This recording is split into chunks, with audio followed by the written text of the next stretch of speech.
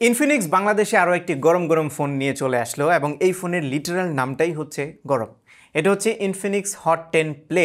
এর আগে hot 9 play ফোনটা আমার খুবই পছন্দের ছিল, অ্যান্ড দেন হট 10টাও বেশ ভালো লেগেছে আমার কাছে। অ্যাকচুয়ালি ইনফিনিক্স এই পর্যন্ত যে গোটা ফোন বাংলাদেশে লঞ্চ করেছে, যেগুলো আমি রিভিউ করেছি, প্রত্যেকটাই খুব ইন্টারেস্টিং ছিল। যদিও কিছু না কিছু প্রবলেম তো সবগুলোতেই ছিল, এটাতেও আছে, যেটা নিয়ে আজকের ভিডিওতে আলোচনা করব। সো এই ফোনটির দাম হচ্ছে 10,990 টাকা, 464GB ভেরিয়েন্ট। এবং এই প্রাইসে এই ফোনটিতে সবচেয়ে আকর্ষণীয় যে ফিচার সেটা হচ্ছে ম্যাসিভ 6000 mAh ব্যাটারি এবং মিডিয়াটেকের Helio G35 gaming chipset. So এই দুইটাই হচ্ছে এই ফোনের হাইলাইট। সো আমরা আরও ডিটেলে আলোচনায় যাব। প্রথমে আমরা যদি ডিজাইন এবং বিল্ড নিয়ে কথা বলি, প্রথমেই যেহেতু 6000 mAh ব্যাটারি, সো ফোনটি বেশ বাল্কি, কারণ এটা ডিসপ্লে হচ্ছে 6.82 ইঞ্চির বিশাল একটি ফোন। হাতে নিলে ফিল করতে পারবেন যে আপনি কিছু একটা ধরে রেখেছেন। তবে ফোনটা খুব বেশি হেভি লাগে না, এর কারণ হচ্ছে এটার ওয়েট ডিস্ট্রিবিউশনটা বেশ সুন্দরভাবে করা হয়েছে। সো এই ফোনটির বিল্ড কোয়ালিটি আমি বলবো খুবই ভালো ছিল। প্লাস্টিকের হলেও হাতে নিয়ে বেশ মোটামুটি ভালোই প্রিমিয়াম লাগে, মানে প্রিমিয়াম বলতে একটু বেটার ফিল হয় আর কি বাজেটের চাইতে। অ্যান্ড দেন এটার পেছনে এক ধরনের প্যাটার্ন ইউজ করা হয়েছে, জিগজ্যাগ প্যাটার্ন। যদিও আগে যে ভি শেপটা ছিল সেটা আমার কাছে বেশি পছন্দ হয়েছিল, ওইটাকেই এখন একটু জিগজ্যাগ করা হয়েছে। এই ফোনটি টোটাল 4টি কালার ভেরিয়েন্টে পাওয়া যাবে, ব্লু, গ্রিন, ব্ল্যাক এবং পার্পল। আমার হাতে ব্লু কালার ভেরিয়েন্ট আছে এবং ছবিতে দেখে বাকি কালারগুলো আমার কাছে সুন্দরই লেগেছে। পেছনের দিকে ফিঙ্গারপ্রিন্ট স্ক্যানার আছে এবং এই স্ক্যানারের স্পিডটা বেশ ফাস্ট ছিল, যদিও মানে বেশ উপরের দিকে রিচ করতে একটু প্রবলেম হবে ইভেন ছোট এবং মাঝারি হাতের জন্যেও, তবে রিচ করতে পারলে বেশ ফাস্ট কাজ করে এবং এটাতে ফেস আনলকও আছে। নিচের দিকে আমরা দেখতে পাচ্ছি 3.5mm audio Jack, primary microphone এবং মাইক্রো ইউএসবি পোর্ট দেওয়া হয়েছে। যদিও এখন এই প্রাইসে কিছু ফোন আছে যেখানে ইউএসবি টাইপ সি দেওয়া হয়, I think USB type C দিয়ে দিলে অনেক অনেক বেশি ভালো হতো। আর এই ফোনটির ডান পাশে পাওয়ার বাটন এবং ভলিউম রকার রাখা হয়েছে।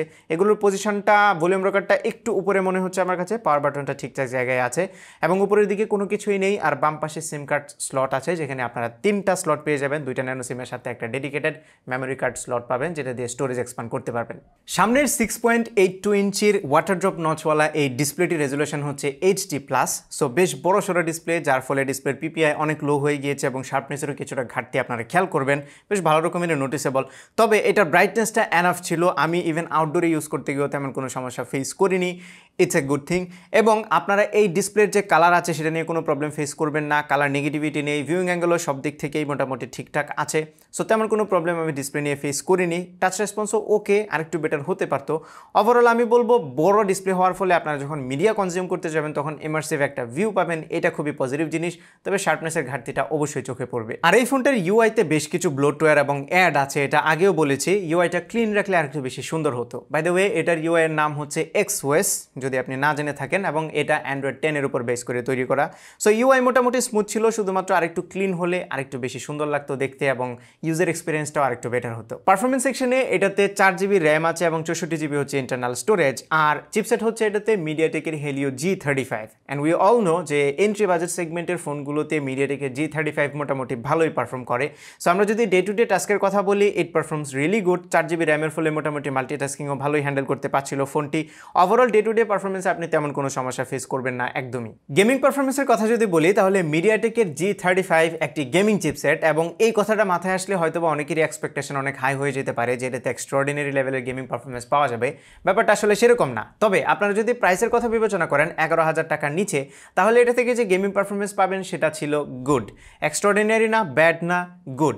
তবে এই প্রাইস রেঞ্জে অনেকে আছে 11-12,000 টাকার দামে কিছু এক্সেপশনাল ফোন আছে যেগুলো ডেডিকেটেড গেমিং ফোন, সেগুলোর সাথে অনেকেই কম্পেয়ার করে। যদি আপনারা ওইগুলোর সাথে কম্পেয়ার করেন তাহলে কিন্তু হবে না, কারণ ওই ফোনগুলো শুধুমাত্র গেমিং পারপাসে তৈরি করা হয়েছে। এটি কিন্তু ওভারঅল ব্যালেন্সড একটি ফোন। সো মিডিয়াটেকের G35 থেকে আপনারা যদি পাবজির কথা বলি, পাবজিতে হচ্ছে স্মুথ গ্রাফিক্স এবং হাই ফ্রেম রেটে খেলতে পারবেন, কিংবা balance graphics high frame rate দিতে পারবেন। তবে ব্যালেন্স গ্রাফিক্স দিলে প্রচুর পরিমাণে ল্যাগ খেয়াল করবেন, একদমই প্লেয়েবল না। সো স্মুথ গ্রাফিক্স এবং হাই ফ্রেম রেট দিয়ে যদি খেলেন তাহলে বেশ ভালো রকমের এক্সপিরিয়েন্স পাবেন পাবজি মোবাইলে। তবে কল অফ ডিউটি মোবাইলটা যেহেতু একটু বেটার অপটিমাইজড, সেটাতে আরেকটু বেটার এক্সপিরিয়েন্স আমি পাচ্ছিলাম। পাশাপাশি অ্যাসফল্ট 9 কিংবা ফ্রি ফায়ার এই গেমগুলো আরও বেশি স্মুথলি চলবে। সো আই হোপ আপনাদের একটা আইডিয়া হয়ে গিয়েছে, এটা থেকে আপনারা গুড মানে ভালো লেভেলের গেমিং পারফরমেন্স পাবেন। তবে এক্সট্রাঅর্ডিনারি কিছু কিন্তু এক্সপেক্ট করা যাবে না। তবে এটাতে যেহেতু 6000 mAh ব্যাটারি আছে, সো লম্বা সময় গেমিং করতে পারবেন, এটা নিঃসন্দেহে বলাই যায়। সেই সাথে আপনারা যদি একটু মডারেট ইউজ করেন তাহলে 2 দিনের বেশি ব্যাটারি ব্যাকআপ ইজিলি পেয়ে যাবেন, হুইচ ইজ গুড। যদি একদমই সিম্পল ইউজ করেন তাহলে 3 দিনের মতো পার করে দিতে পারেন। কেউ যদি এই ফোনটি কিনেন এবং সেরকম এক্সপিরিয়েন্স পান তাহলে ভিডিওর নিচে কমেন্ট করে জানাবেন। আমি যদিও খুব সিম্পল ইউজ করিনি, এটাতে মোটামুটি গেমিং করে দেখেছি, 2 দিন অলমোস্ট আপনি পার করে দিতে পারবেন অন এভারেজ। তবে এটার বক্সের যে 10 ওয়াটের চার্জার আছে এটা দিয়ে কিন্তু এই ফোনটি চার্জ হতে অনেক সময় লাগবে, লাইক 3 ঘন্টা 4 ঘন্টার উপরে সময় লেগে যেতে পারে। সো এই লম্বা চার্জিং টাইমটা একটু সহ্য করে নিতে হবে লম্বা ব্যাটারি ব্যাকআপ পাওয়ার জন্য। তবে আমি বলবো এই প্রাইস রেঞ্জে যেহেতু বড় ব্যাটারি আরেকটু বেটার, মানে 18 ওয়াটের চার্জার যদি দিয়ে দেওয়া হতো তাহলে ভালো হতো। আর এখানে টাইপ সি পোর্টটা যদি দিয়ে দেওয়া হতো তাহলে কিন্তু ফাস্ট চার্জও সাপোর্ট করতো, ডেটা ট্রান্সফারও ফাস্টার হতো।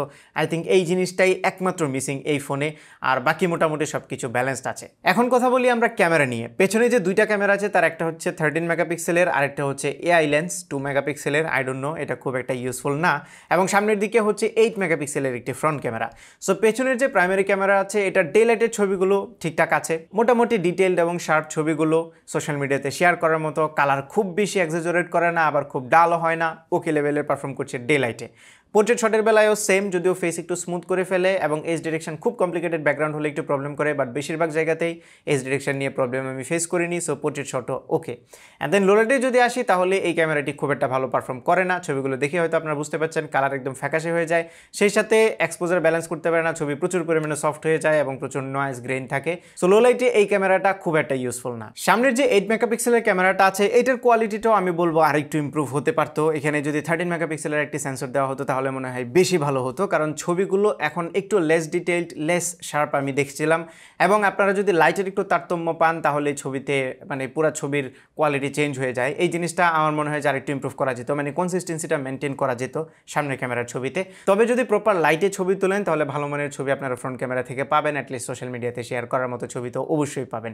আর সামনের ক্যামেরা দিয়ে তোলা পোর্ট্রেট শটগুলো মোটামুটি ভালো লেগেছে, এজ ডিটেকশন অলমোস্ট অ্যাকুরেট ছিল, ফেস স্মুথনিং অলওয়েজ থাকেই। তবে ওভারঅল সামনের ক্যামেরাটা বলবো আরেকটু ভালো হতে পারতো। বাই দ্য ওয়ে, পেছনে এবং সামনে 2টা ক্যামেরা দিয়ে আপনারা 1080 30 ফ্রেম পার সেকেন্ডে ভিডিও রেকর্ড করতে পারবেন। এবার আসি এই ফোনের সবচেয়ে নেগেটিভ একটা পার্ট, সেটা হচ্ছে এটার সাউন্ড সিস্টেম। আপনারা হয়তো বা বাটনস এবং পোর্টসগুলো দেখানোর সময় বুঝতে পেরেছেন যে এটাতে ডেডিকেটেড কোনো স্পিকার নেই। যেই ইয়ারপিসটা আছে এটাকে মাল্টিমিডিয়া স্পিকার হিসেবে ইউজ করছে, and I don't like it. এই স্পিকারটির কোয়ালিটি একদমই ভালো না, যদিও ইয়ারপিস হিসেবে ওকে। আপনি যখন কল করতে যাবেন তখন এটা বেশ লাউড, ইভেন ফুল ভলিউম দিলে লাউড স্পিকার না দিয়েও পাশে থেকে মানুষজন শুনতে পারবে, এত পরিমাণে লাউড। কিন্তু এটা যে মাল্টিমিডিয়া এক্সপিরিয়েন্স পাবেন সাউন্ডের বেলায় সেটা কিন্তু একদমই ভালো না। এটা একদমই লাউডও না, সাউন্ড কোয়ালিটিও অত ভালো না। এই জায়গাটাতে আমার মনে হয় ইনফিনিক্সের ইমপ্রুভমেন্ট করা দরকার ছিল। এটার আগেও সেম কাজটাই করেছে তারা। আমার মনে হয় এই ভার্সনে অ্যাটলিস্ট স্পিকার দেওয়া দরকার ছিল, আগের ভুলটা থেকে শিক্ষা নেওয়া দরকার ছিল, বাট তারা নেয়নি। I don't know Y. এটা হচ্ছে এই ফোনের আমি বলবো সবচেয়ে বড় ড্রব্যাক, কারণ টাইপ সি পোর্ট বা স্লো চার্জার এটা মানে নেওয়া যায়, কিন্তু স্পিকারটা আসলে মানতে খুব কষ্ট হয়ে যাচ্ছে। ফাইনালি এই ফোনটি কাদের জন্য? ওয়েল, যারা ম্যাসিভ ব্যাটারি, ম্যাসিভ ডিসপ্লে, ভালো মানের গেমিং পারফরমেন্স এবং ডিসেন্ট কোয়ালিটির ক্যামেরা খুঁজছেন তাদের জন্য এই ফোনটি রিকমেন্ডেড থাকতে পারে। তবে যে জায়গাতে ইমপ্রুভমেন্টের দরকার ছিল সেটা হচ্ছে হ্যাঁ, ক্যামেরাটা আরেকটু বেটার হতে পারতো। অ্যান্ড দেন স্পিকার, এইটা একদমই মাস্ট, নিচে একটা ডেডিকেটেড স্পিকার দিয়ে দেওয়া দরকার ছিল। এইটা যদি হতো তাহলে ফোনটা একদম পারফেক্ট হয়ে যেত।